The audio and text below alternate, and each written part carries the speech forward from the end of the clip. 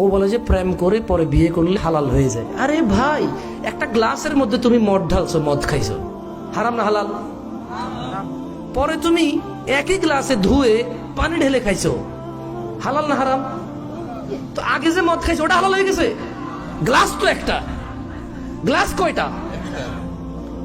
Glass কয়টা? তো আগে মদ খেয়েছো, এরপরে ধুয়ে পানি খেয়েছো, দুধ খেয়েছে ওটাতে, তাই বলে কি আগে যে মদ খেয়েছো ওই মদ হালাল হয়ে যাবে?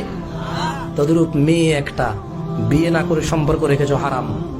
মেয়ে একটা বিয়ে করে সম্পর্ক করলে আগের হারাম হালাল হবে না, ওটা গুনাহ থেকে যায়। ওটা কি থেকে যায়? ওটার জন্য মাপ চাইতে হবে। যেমনটা বিয়ে না করলে মাপ চাইতে, তুমি এই মেয়েকে বিয়ে না করলে এমনটাই মাপ চাইতে হবে।